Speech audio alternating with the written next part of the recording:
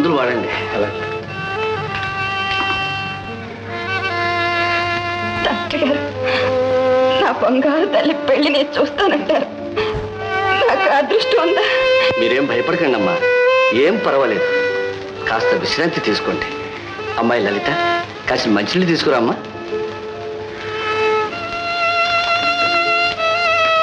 ఆహారం ఏమి ఇవ్వమంటారు డాక్టర్? పళ్ళు పాలు మాత్రం ఇవ్వండి.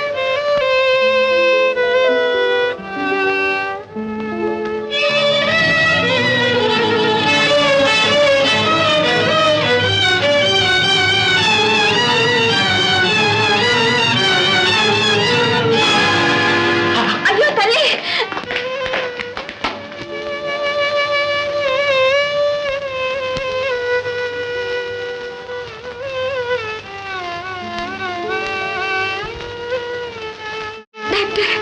నా బిడ్డకి ఏమైంది? నా చిట్టి తల్లికి ఏమైంది? ఏం లేదమ్మా, ఎక్కువగా చదవటం వల్ల నీరసం వచ్చినట్టుంది.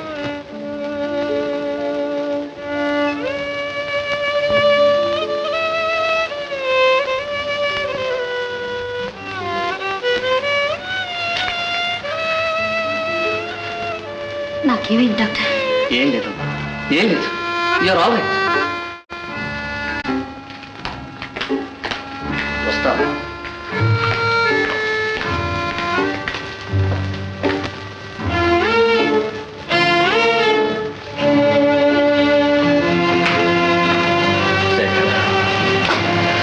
అక్కగారు అసలే జబ్బు మనిషి. ఆవిడ ముందే విషయం చెప్తే షాక్ అవుతుందని చెప్పలేకపోయాను. కానీ నీతోనైనా నిజం చెప్పడం నా ధర్మం అనుకుంటాను. ఏమిటి డాక్టర్? మీ లలిత గర్భవతి. డాక్టర్, ఏమిటి మీరు అనేది? That's impossible doctor. మీరేదో పొరపడి ఉంటారు. పొరపాటుకి అవకాశమే లేదు ప్రొఫెసర్. బహుశా 3వ నెల కావచ్చు. నో నో నో డాక్టర్, అదంతా అబద్ధమని చెప్పండి డాక్టర్. అలా జరగడానికి వీల్లేదు. అదే నిజమైతే నా పరువు ప్రతిష్టలు ఏం కావాలి? నేను నలుగురిలో ఎలా తలెత్తుకుని తిరిగేది? నా బ్రతికే నవ్వుల పాలైపోతుంది డాక్టర్. ఆవేశపడకు. ఇలాంటి విషయాల్లో నిజం చెప్పడం మంచిదని చెప్పాను. నిదానంగా ఆలోచించు. తండ్రిగా నీ కర్తవ్యం నెరవేర్చు. వస్తా.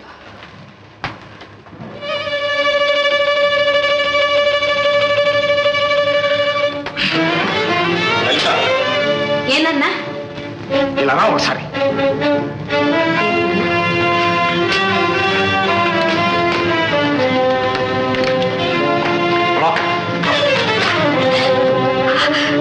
నాన్న చెప్పు, డాక్టర్ చెప్పింది నిజమేనా? ఏం చెప్పాను నాన్న? నువ్వు గర్భవతి మనిషి. ఎవడు నీ అధపతనానికి కారకుడు? ఎవడు? ఎవడైనా నిన్ను బలవంతం చేశాడా? లేదు నాన్న. అయితే ఈ పాపానికి కారకుడు ఎవడు? నీ గర్భంలో పెరుగుతున్న బిడ్డకు తండ్రి ఎవడు? ఎవడా నీచుడు? నాన్న, మా నాన్న అనకండి. వారు చాలా మంచివారు నాన్న. మేమిద్దరం ప్రేమించుకున్నాం, పెళ్లి చేసుకుందామని కూడా నిశ్చయించుకున్నాం. అసలు వాడి పేరేంటో చెప్పు. మీ ఇద్దరికి ఇప్పుడే పెళ్లి చేసేస్తా. వారు ఇక్కడ లేరు. అయితే నిన్ను వాడు మోసం చేసిపోయాడన్నమాట. కాదు నాన్న. మరి పరీక్షలు రాయడానికి మెడ్రాస్ వెళ్ళారు. తిరిగి వచ్చి నన్ను పెళ్లాడతానన్నారు. వారు మాట తప్పే మనిషి కారు. ఎవడు వాడు? వాడికి ఊరు పేరు లేదా? ప్రసాద్ నాన్న, విశ్వప్రసాద్ గారి అబ్బాయి. ఆ కాంట్రాక్టర్ విశ్వప్రసాద్ కొడుక? ఎంత పని చేశావే పాపిస్తుందానా? రా రా పదం. విశ్వప్రసాద్. ఓహో, ప్రొఫెసర్ చంద్రశేఖరం గారా? అవును. ఏమిటి ఇలా దయచేశారు? నీ సుపుత్రుడు నా జీవితం సర్వనాశనం చేశాడు. ఆగండమ్మా, నేను చెప్పేది మీరు కూడా విన. మీ అబ్బాయి అమాయకురాలైన నా బిడ్డను నమ్మించి అన్యాయం చేశాడు. ఏమిటి మీరనేది? ఏమిటా? నీ కొడుకు చేసిన మహాపాపం నా బిడ్డ కడుపులో పెరుగుతోంది. అదే ఆ విషయం? అవును, అది చెప్పడానికే వచ్చాను. మీ బిడ్డ వల్ల నా గుండెకు తగిలిన గాయానికి మీరే చికిత్స చేయాలి. మా అమ్మాయిని మీ కోడలుగా చేసుకోండి. మీ మాట నిజమని నమ్మడానికి ఏమిటి ఆధారం? నా కొడుకే దోషం నిరూపించడానికి సాక్ష్యం ఏమిటి? నా బిడ్డ ఎన్నడూ అబద్ధం ఆడదు. ఏమ్మా, మీ నాన్నగారు చెప్పేది నిజమేనా? నువ్వాగో. నీ పేరేమిటి? లలిత. నువ్వు కాలేజీలో చదువుతున్నావు కదూ? అవునండి. మీ కాలేజీలో అంతా ఆడపిల్లలేనా, మగపిల్లలు కూడా చదువుతున్నారు? మగపిల్లలు కూడా ఉన్నారు. వాళ్ళంతా యువకులా, పాలు తాగే పసిపిల్లలా? అంటే? ఓ, అర్థం కాలేదా?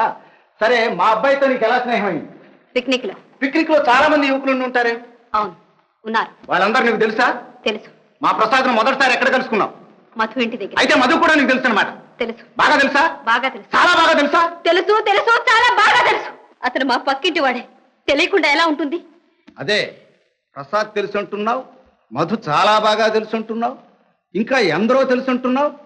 ఈడొచ్చిన మగ పిల్లలతో కాలేజీల్లో చదువుతున్నావు, పిక్నిక్ల్లో తిరుగుతున్నావు. అయినా వాళ్ళందరినీ వదిలిపెట్టి మా ప్రసాద్ పేరే ఎందుకు చెప్తున్నావు? ధనవంతుల ఇంట్లో కోడలుగా చేరి హాయిగా కులకొచ్చని ప్లాన్ వేశావు, అంతేనా? అబద్ధం, అబద్ధం. విశ్వప్రసాద్, ఎదిరిస్తున్నావా? మా బిడ్డను అల్లరపాలు చేయాలని ప్రయత్నించావో నిన్ను సర్వనాశనం చేస్తాను, జాగ్రత్త. విశ్వప్రసాద్, అలా అయితే ఇంకోటి చేసుకుంటా. నాలాంటి దౌర్భాగ్యపు తండ్రి చెయ్యలేని పని ఒక్కటే మిగిలిపోయింది. దయచేసి నీ చేతులతోనే నా బిడ్డ గొంతు పిసికి చంపేసి. ఇదంతా నిజమని ఎలాగమ్మా నమ్మడం? నా మాట నమ్మండి, నా జీవితంలో ఎప్పుడూ అబద్ధం ఆడలేదు. నేను కాలేజీలో చదివే మాట నిజమే, ఎంతో మంది మగ పిల్లలతో పరిచయం ఉన్న మాట నిజమే. కానీ నా ఈ జీవితంలో ఒక్కరినే ప్రేమించాను, ఒక్కరికే మనసిచ్చాను. అతనే ప్రసాద్. మేమిద్దరం దేవుడి మీద ఒట్టు వేసుకుని పెళ్లి చేసుకుందామని నిర్ణయించుకున్నాం. అసంభవం. ఒక సామాన్య కుటుంబంలోని పిల్ల మా ఇంటి కోడలు కావాలనుకోవటం దురాశ, మోసం. ఆహా! ధనవంతుల బిడ్డ ఒక పేద కుటుంబంలోని ఆడపిల్ల జీవితంతో చెలగాటమాటం దుర్నీతి కాదా? పెళ్లి చేసుకుంటారని నమ్మించి ఆమె శీలాన్ని అపహరించడం మోసం కాదా? ఆ చర్చంతా అనవసరం. కావాలంటే డబ్బిస్తాను. ఏమిటి డబ్బా?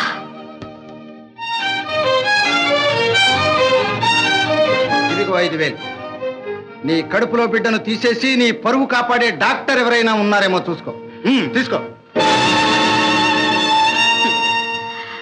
ఒక ప్రాణం విలువ 5,000. ఈ ప్రపంచంలో ధనమంతా వెళ్ళబోసినా నా బిడ్డను కొనలేరు. నా పాపను హత్య చేయించి ఆ రక్తంతో నా అపవాదు కడిగి వేసుకోలేను. ఇవి రూపాయలు కావు, పగిలిపోయిన హృదయపు ముక్కలు. మీ పాపాలకు ప్రతిరూపాలు. వీడితో మీ పెట్టలేదు.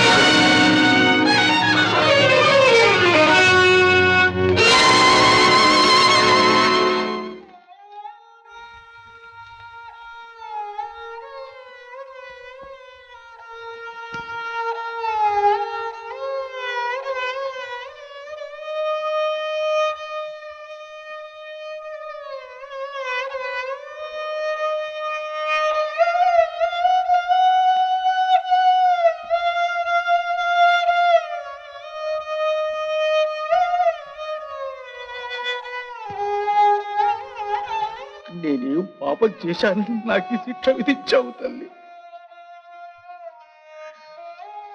క్షణికోద్రేకానికి దాసురాలై నీ భవిష్యత్ అంతా నరకం చేసుకున్నావు కదమ్మా.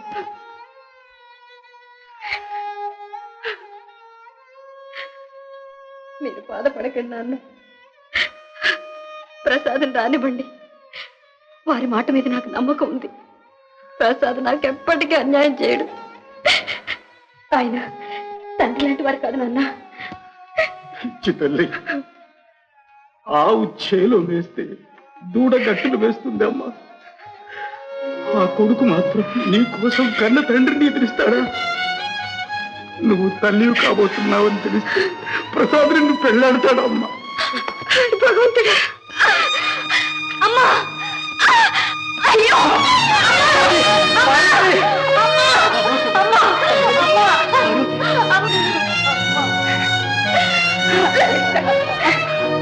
ఎంత పరిస్థితి!